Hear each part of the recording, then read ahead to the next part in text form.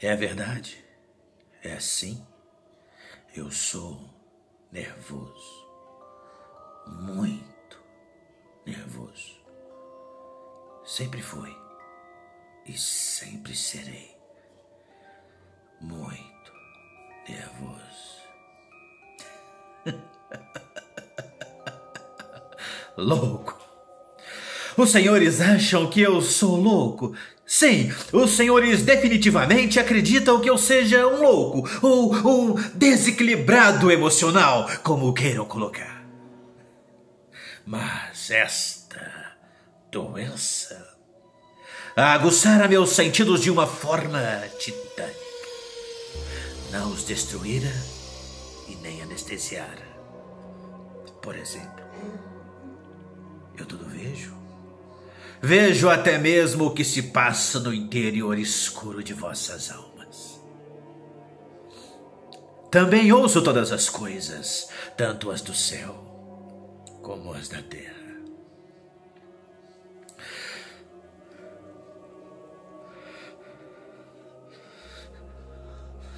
Ouço também as vozes dos demônios que se ecoam pelos meus ouvidos, vindos das profundezas do inferno! Agora, preste atenção. E antes de me chamar de louco novamente, atentem para a forma, a calma e a serenidade com que eu posso lhes contar essa história. Eu não me lembro bem ao certo quando a ideia me surgiu pela primeira vez. Mas uma vez concebida, essa ideia me atormentava dia e noite, a todo momento. Não havia objetivo nenhum. Tampouco paixão ou interesse ou qualquer outro sentimento que fosse. Eu até gostava daquele velho. Aquele velho decrépito e doente jamais me fizera mal algum. Nunca me maltratara. O seu ouro, eu não desejava. Ele me pagava bem. Mas existia uma inquietação, algo que me atormentava, que me aborrecia, que me acabava, que me enfurecia. Eu acho que era o seu olho. Sim, o olho. Um olho pálido, todo de um azul molhado, coberto por uma membrana nojenta que me repugnava.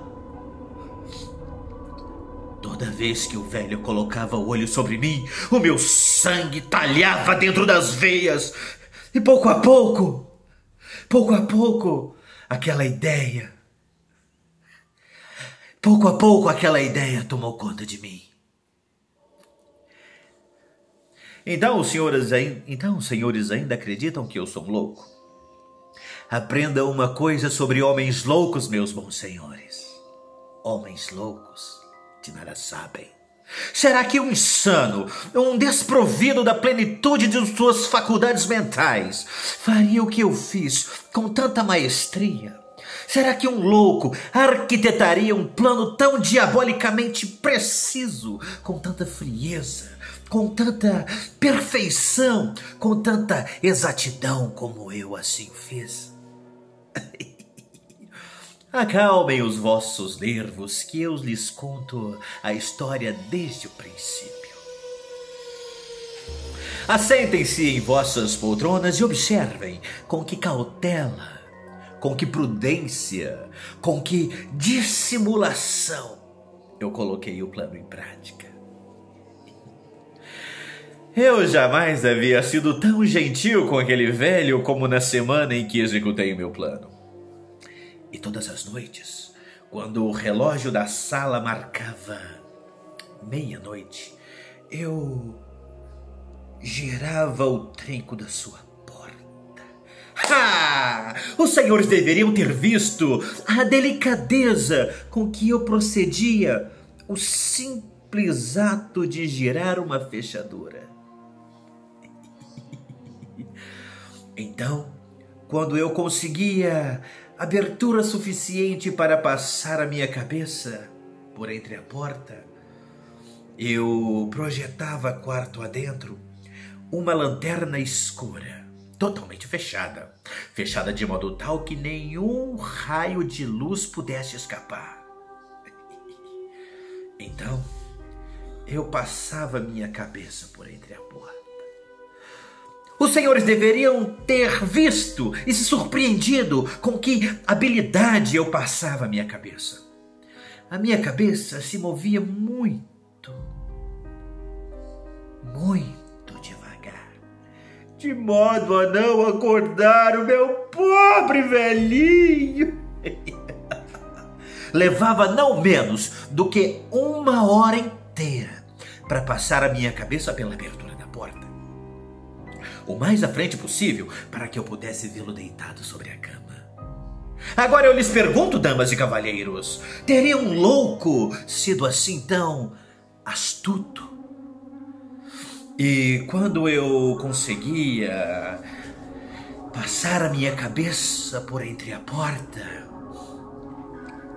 eu abria o obstruidor da lanterna, de modo que apenas um fino raio de luz, fino como um fio de cabelo, se projetasse na escuridão daquele quarto diretamente sobre o olho do abutre. Mas, para meu infortúnio, eu encontrava o olho, como sempre, fechado. Então era impossível que eu levasse o meu plano a cabo, porque, afinal de contas, não era o velho que me exacerbava, e sim o seu olho demoníaco.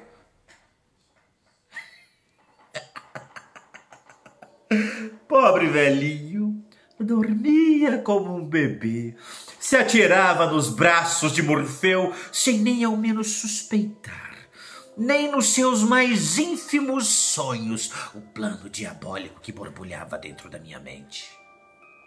E de manhã, no raiar do dia, eu adentrava o quarto dissimuladamente, como se nada tivesse acontecido, abrindo-lhe as janelas, dando-lhes bom dias e trazendo-lhe uma bandeja com café da manhã magnífico. Bom dia, senhor Eustáquio. Hoje está um lindo dia para uma caminhada pelos jardins da mansão. Ou quem sabe uma cavalgada, ou um jogo de gamão na varanda da casa. Então, os senhores cavalheiros podem perceber que ele deveria ter sido um sujeito extremamente astuto para desconfiar que todas as noites, ao badalar da meia-noite, eu observava enquanto dormia. Na 8ª noite, eu fui ainda mais cuidadoso ao girar o tranco da porta. O ponteiro de minutos de um relógio movia-se então mais depressa do que a minha mão. Jamais, antes daquela noite de número 8, eu pudera sentir a dimensão dos meus próprios poderes, de minha astúcia, de minha inteligência, de minha sagacidade. Eu mal podia conter o meu sentimento de triunfo. Pensar que tarde da noite, no despontar da madrugada, dentro daquela casa vazia, eu, um rele servidor, abria vagarosamente a porta do quarto daquele velho enfermo e ele sequer suspeitava dos meus planos diabólicos. Dos meus planos.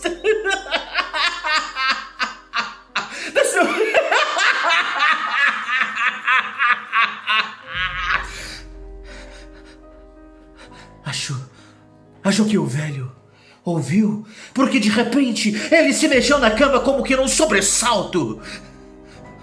Os senhores agora irão achar que eu recuei, mas não. O quarto do velho estava negro como um breu naquela madrugada, porque sabe como é coisa de gente velha? As janelas estavam muito bem trancadas por medo de bandidos. Assim, eu percebi que ele não poderia ver a porta se movendo e continuei a abri-la. Mais e mais, bem devagar, muito devagar.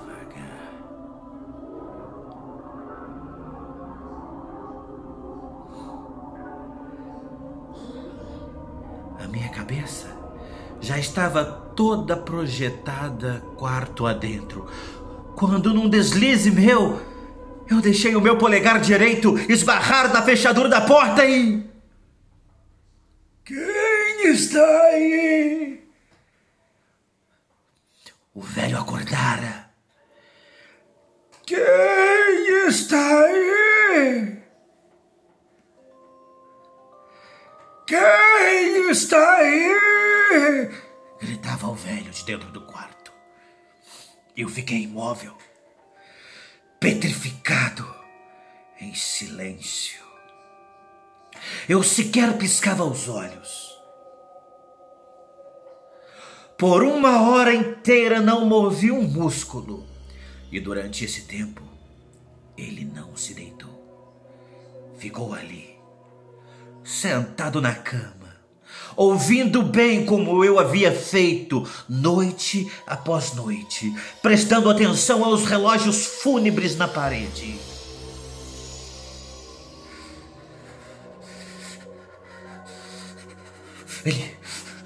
Ele sabia.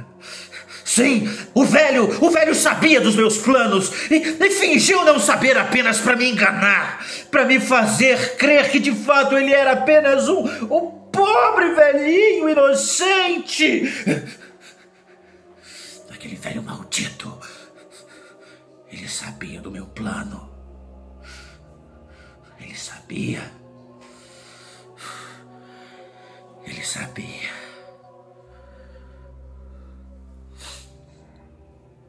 Nesse instante, ouvi um leve gemido, bem leve, bem longe, como os passos de uma aranha que tenta subir pela parede.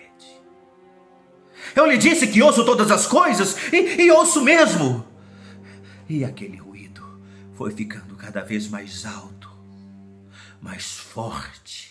A cada segundo que se passava, ele aumentava de intensidade, ficando mais alto, mais forte, mais alto, mais forte, mais alto, mais forte! E eu sabia bem do que se tratava. Aquele ruído infernal não era um simples gemido de dor nas articulações. Era o som abafado vindo do fundo da alma quando sobrecarregada pelo pânico. O velho estava mergulhado num horror profundo, tão intenso que eu podia ouvir as batidas do seu coração.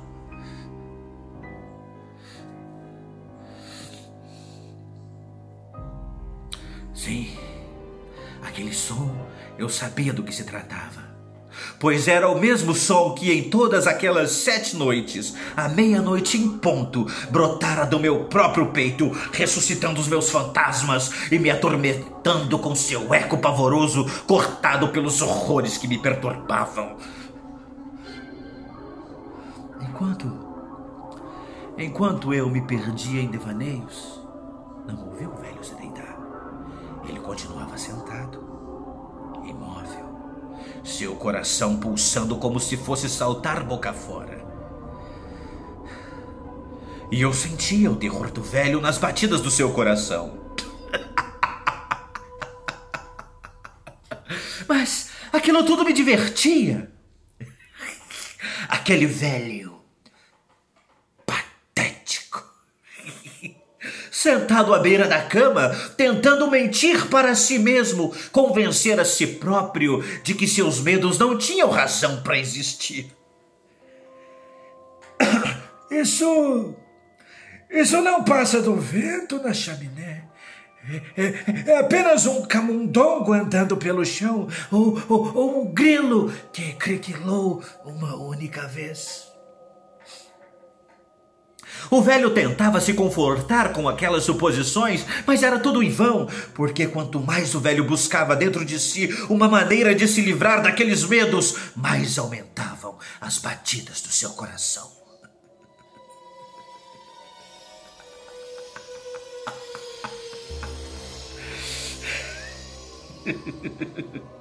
E o terror, ao se aproximar, o atacara de frente com sua sombra negra, e com ele o envolvera, e a influência da despercebida sombra fizera com que ele sentisse, ainda que não visse ou ouvisse, a presença da minha cabeça dentro do quarto.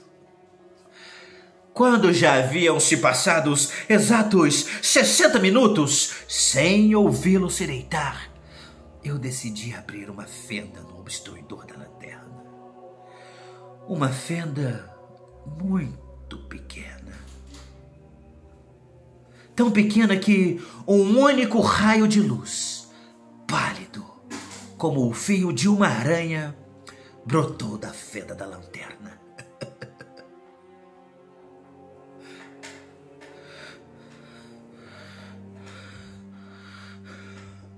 Os senhores não vão acreditar? Ele estava aberto. Sim, todo aberto, inexoravelmente aberto. Tudo com aquele azul pálido, coberto por aquela membrana nojenta. Aquele olho medonho se arregalando diante de mim, me enregelou até os ossos. Aquele olho.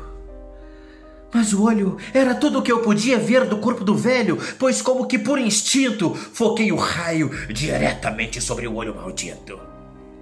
E aquele olho me fulminava, me esquartejava. E aquilo me deixou ainda mais furioso. Agora, os senhores ainda tomam por loucura o que em verdade eram meus sentidos exacerbados. Repito, chegou aos meus ouvidos um ruído baixo, surdo, rápido. Algo como faz um relógio quando envolto em algodão. E eu também conhecia aquele som. Sim. Eram as batidas do coração do velho, e aquilo aumentou minha fúria, como o bater de um tambor instiga a coragem de um soldado. Mas eu não hesitei. Continuei imóvel. Eu praticamente nem respirava. Segurava firme a lanterna, tentando ao máximo manter o raio de luz sobre o olho do abutre. Enquanto isso, aumentava o diabólico tamborilar do coração. Ficava a cada instante mais rápido, mais alto, mais rápido, mais alto, mais rápido, mais alto. O velho de fato deve ter chegado a um terror extremo, porque o tamborilar do coração ficava mais alto, mais forte, mais alto, mais forte. Os senhores estão entendendo? Eu lhes disse que sou nervoso. Então, os senhores devem imaginar a minha situação, altas horas da madrugada, em meio ao silêncio sepulcral dessa casa que mais parece um mausoléu. Um ruído como esse me levou a um estádio de terror inimaginável. Mas, mesmo aterrorizado pelo tamborilar do coração do velho, por alguns minutos eu me contive e continuei imóvel. Mas as batidas ficavam mais altas e mais fortes, mais altas e mais fortes, que eu achei que o coração do velho fosse explodir. Agora, senhores, uma nova inquietação me inundava. E se o som fosse ouvido por algum vizinho? As batidas do coração poderiam ultrapassar as paredes e chegar aos ouvidos de algum transeunte que passava pela rua. E aquela sensação me deixou ainda mais furioso.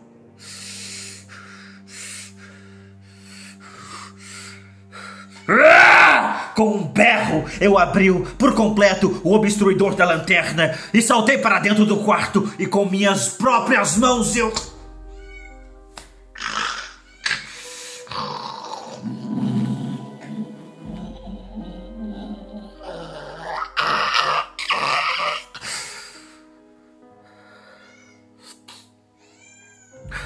Um grito agudo ecoou pelo quarto escuro. Um grito abafado.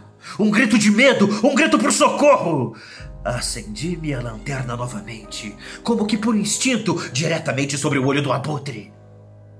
O olho ainda estava aberto. Porém, aquele azul aguado havia sumido e dando lugar ao vermelho de sangue que brota de dentro das veias de um homem sufocado.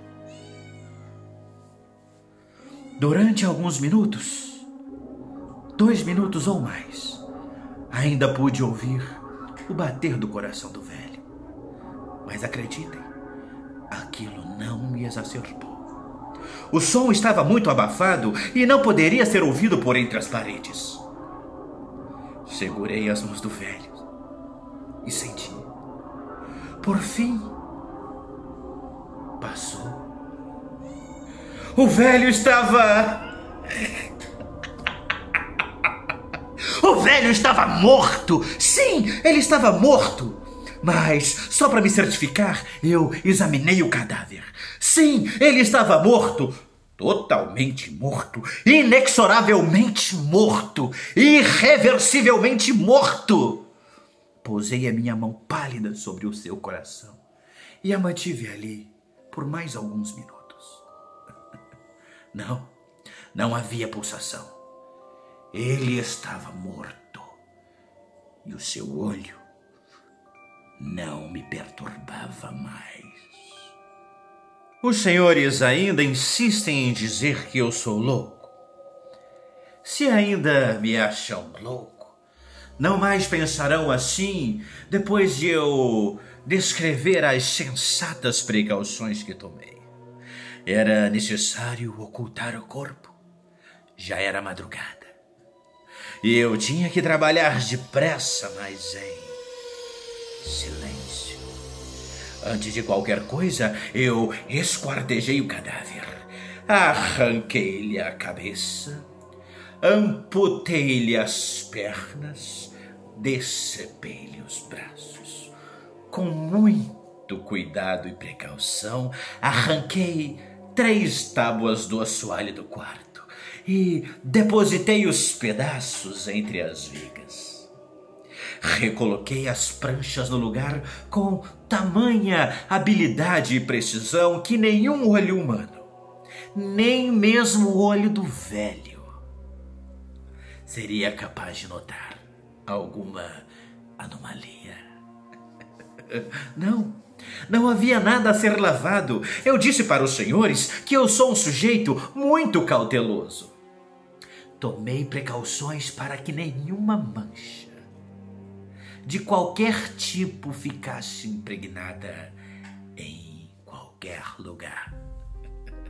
Nenhuma gota de sangue.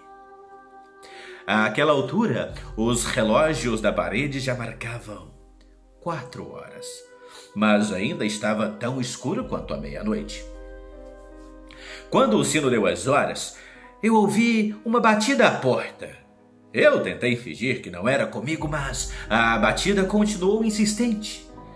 Eu desci para atender com a alma leve e o coração sem medo. Afinal, o que eu tinha a temer, não é verdade? Entraram 3 senhores que se apresentaram com perfeita suavidade como oficiais de polícia. Parece que um grito fora ouvido por um vizinho durante a noite com suspeitas de traição. Uma queixa fora apresentada à delegacia e eles haviam sido encarregados para examinar o local. Com calma e alegremente, eu sorri para os meus adorados visitantes, dei-lhe boas-vindas e pedi que se sentassem. Grito? Ah, sim, claro, o grito foi meu em um sonho. Sonhei que estava caindo de um precipício e acordei assustado. O proprietário? O proprietário está fora, no campo. Ah, sim, claro, por favor. Bem, esse é o nosso hall de entrada, ali fica a cozinha e esse corredor dá acesso aos aposentos interiores. Os senhores podem ficar à vontade e procurar o que quiserem, e eu estarei aqui à vossa inteira disposição. Como os senhores podem bem perceber, essas paredes são grossas e as janelas são pesadas, e como eu tenho um sono muito leve, não haveria a possibilidade de alguém entrar na casa sem que eu ouvisse. Aqui está tudo muito seguro. Por dentro eu estava eufórico com minha capacidade de dissimular. Eles jamais desconfiariam do que eu havia feito poucos minutos antes. Aqueles idiotas acreditavam piamente que o Reles Mordomo fosse um sujeito acima de qualquer suspeita. Eu estava demasiadamente confiante na minha atuação. Como podem ver, eu os tratei com tanta cortesia que de nada eles poderiam desconfiar. Até levei cadeiras para que eles se sentassem e descansassem um pouco. Quanto a mim, num ímpeto de audácia, me sentei exatamente no local onde repousava o que sobrou do pobre senhor Eustáquio. Meus bons visitantes estavam satisfeitos. A minha encenação havia convencido. Eu estava orgulhoso de minha própria inteligência. Enquanto eles bebiam, tomavam chá, falavam sobre assuntos variados. Mas de repente, me senti empalidecer. Minha cabeça doía e me parecia sentir um zumbido nos ouvidos. Mas eles continuavam sentados e continuavam a falar, e aquele zumbido foi ficando mais alto, mais claro, e eu fiquei ainda mais pálido, falei quase aos berros. Sem dúvida, agora fiquei muito pálido, mas falei com mais fluência e com a voz mais alta, mas o som crescia, e o que eu podia fazer? Era um som baixo, surdo e rápido, muito parecido com o som que faz um relógio quando envolto em algodão. Arfei em busca de ar, e os policiais ainda não me ouviam. Falei mais depressa, com mais intensidade, mas o barulho continuava a crescer. Levantei-me, discuti sobre ninharias, num tom alto, gesticulando com muita ênfase, mas o barulho continuava a crescer. Por que eles não podiam ir embora? Andei de um lado para o outro, a passos largos e pesados, como se me enfurecessem as observações daqueles homens, mas o barulho continuava a crescer. Meu Deus, o que eu podia fazer? Eu espumei, vociferei, xinguei, sacudi a cadeira da qual estivera sentado, arrastei ela pelas tábuas, mas o barulho abafava tudo e continuava a crescer. Ficou mais alto, mais forte, mais alto, mais forte, e os homens ainda conversavam animadamente, sorriam. Seria possível que eles não ouvissem? Meu Deus Todo-Poderoso, não! Eles ouviam, eles suspeitavam, eles sabiam, eles estavam zombando do meu horror. Assim, pensei e ainda penso, mas qualquer coisa seria melhor do que esse escárnio. Qualquer coisa seria mais tolerável do que essa situação. Eu não podia suportar aquilo mais por muito tempo. Aqueles sorrisos hipócritas. Eu senti que eu precisava gritar ou ia morrer. E agora de novo, ouça! Mais alto, mais forte, mais alto, mais forte, mais alto, mais forte. Foi então que eu percebi que aquele barulho era do meu próprio coração que faltava arrebentar no peito. Seria possível que eles ouvissem? Aquela sensação me deixou ainda mais furioso. Meu Deus, não, eles não podiam ouvir.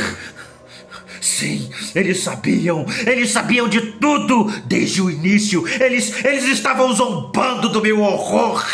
Qualquer coisa é melhor do que essa agonia. Eu não posso suportar isso por mais tempo. Miseráveis! Sim, eu confesso que fiz! Arranquem as pranchas! São as batidas do horrendo coração! Vejam! Aqui repousa o olho do abutre! O olho maligno! O olho maldito!